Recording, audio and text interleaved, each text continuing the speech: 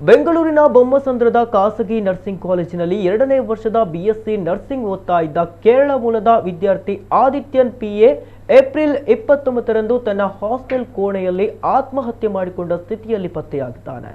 ಈತನ ಫ್ಯಾನ್ಗೆ ನೇಣು ಬಿಗಿದ ಸ್ಥಿತಿಯಲ್ಲಿ ಪತ್ತೆಯಾಗಿದ್ದು, ತನ್ನ ಸಾವಿಗೆ ಯಾರೂ ಕಾರಣರಲ್ಲ ಎಂದು ಡೆತ್ ನೋಟ್ ಬರೆದಿಟ್ಟಿದ್ದು ಪತ್ತೆಯಾಗಿದೆ ಎಂದು ಪೊಲೀಸರು ತಿಳಿಸಿದ್ದಾರೆ. ಖಿನ್ನತೆಯಿಂದ ಈತ ಆತ್ಮಹತ್ಯೆ ಮಾಡಿಕೊಂಡಿರಬೇಕೆಂದು ಶಂಕಿಸಲಾಗಿದೆ. ಆದರೆ ಮೃತನ ತಂದೆ ಪ್ರದೀಪ್ ಎಸ್ ಸಾವಿನ ಬಗ್ಗೆ ಅನುಮಾನ ವ್ಯಕ್ತಪಡಿಸಿ ಪೊಲೀಸರಿಗೆ ದೂರು ನೀಡಿದ್ದಾರೆ. ಆತ ಇಂತಹ ನಿರ್ಧಾರ ತೆಗೆದುಕೊಳ್ಳಲು ಸಾಧ್ಯವಿಲ್ಲ. ಹಾಸ್ಟೆಲ್ನ ಕೆಲವು ವಿದ್ಯಾರ್ಥಿಗಳು ಮಾದಕ ದ್ರವ್ಯ ಸೇವನೆ ಮಾಡುತ್ತಿದ್ದ ವಿಚಾರವನ್ನ ಮಗ ತಿಳಿಸಿದ್ದ. ಆ ಪ್ರಕರಣದಲ್ಲಿ ಈತನು ಭಾಗಿಯಾಗಿದ್ದರೂ ಕಾಲೇಜು ಮಂಡಳಿ ಈತನಿಗೂ ಎಚ್ಚರಿಕೆ ನೀಡಿತ್ತು. ಈ ಸಾವಿನ ಹಿಂದೆ ದುಷ್ಕೃತ್ಯ ಅಡಗಿರುವ ಸಾಧ್ಯತೆ ಇದೆ ಎಂದಿದ್ದಾರೆ.